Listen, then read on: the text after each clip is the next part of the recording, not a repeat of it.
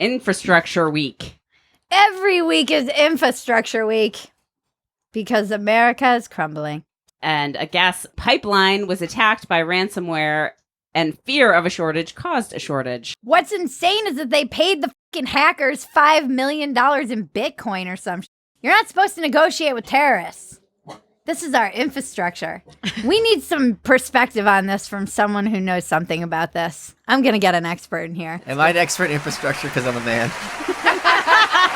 Can you explain why our infrastructure is so weak and easy to hack? It's not. Wait, it's not weak. Just because someone could hack something doesn't mean it's weak. Maybe they're just really good at hacking. Is it true that it was Eastern Europeans? Well, we are a malevolent bunch. Yeah. This is why I brought you in. We don't call it hacking. We call it exploring. I heard it was Russians, but then they said, no, it's definitely not the Russians. So now I think it's absolutely the Russians. For the first time in history, it's not the Russians. No, I think when they were like, no, it's not the Russians. Yeah, so it's clearly the Russians. It's obviously the Russians. When people talk about hacking in the media, they use that word to mean completely different things. Let me give you one example. Dan Savage had a contest because he wanted to make fun of Senator Rick Santorum, who he regarded as homophobic. And he said, what should the word Santorum refer to, right? And they decided that it should refer to the mixture of like poop and semen after two men have sex. So that he redefined Santorum to mean that. People started using that term. So if you Google Santorum, due to frequency of use, that became the top result. And then the article said, oh, Dan Savage hacked Google. He didn't hack Google. He exploited Google's system.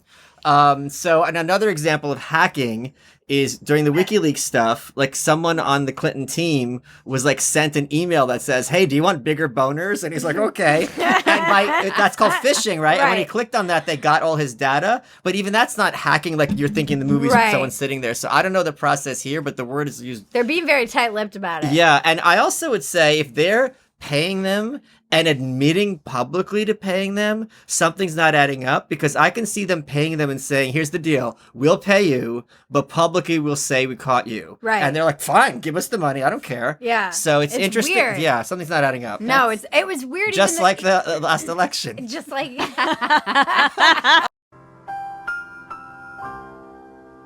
You know what they're saying on the conspiracy corner? Yes, tell us, Sam. Well, our globalist darling Klaus Schwab. Yes, your favorite person. Yeah, he talks about a cyber pandemic. Oh, so they're just laying the groundwork. Pay insufficient attention to the frightening scenario of a comprehensive cyber attack, which would bring to a complete halt our society as a whole. Potential cyber pandemic. The weirdest thing was the government being like, oh, this is a private company thing. Yeah. They were like, not our problem. You know, it's like Liam Neeson calls the cops. It's like, it sounds like a you problem. we can't go around policing our neighborhoods. I'm like, this seems like something the government would care about. Listen, you say... all the gas from freaking Atlanta airport. It was jet fuel. You defund the cops, this is what happens. Yeah. Our infrastructure is completely hacked and destroyed. How do we function? The thing that drove me crazy about this was there was this one picture that went viral, and it was of a couple, and they were loading gasoline. They were hoarding gasoline. We don't know who this couple was. It was just a picture that became the face of the gas shortage and people hoarding it. And then, fine, whatever. Everyone's going to dunk on them. I saw people saying, oh, these Trump supporters, I hope their car starts on fire, the usual. But then journalists started passing it around. And this one guy was like, this is the face of the future of the middle class hoarding resources when we're running out of... I'm like, this is a creative writing exercise. This is not journalism. You made up a story about a picture. You don't know anything about these people. You never talked to them. You never interviewed them. And it was a whole long thread that it was literally just creative writing. I don't think it's creative at all. I think it's just propaganda, and they're getting people primed to the idea that if someone has too much stuff, whether it's money or houses or whatever, or meat, it's appropriate for the government to come in and make it equitable. So they're priming the pump. Yeah. Oh boy. Things just got real dark real fast. But We're trying to white pill people. That is a white pill. What's a red pill? Knowing what's coming ahead and getting your ducks in a row now is enormously optimistic because you're like, I know what's coming. It's a lot. You know this from recovery. Yeah. It's a lot scarier where like you have to deal with some ominous unknown than be like, okay, I got to fight a 7-foot tall dude. Right. Like as opposed to like a demon.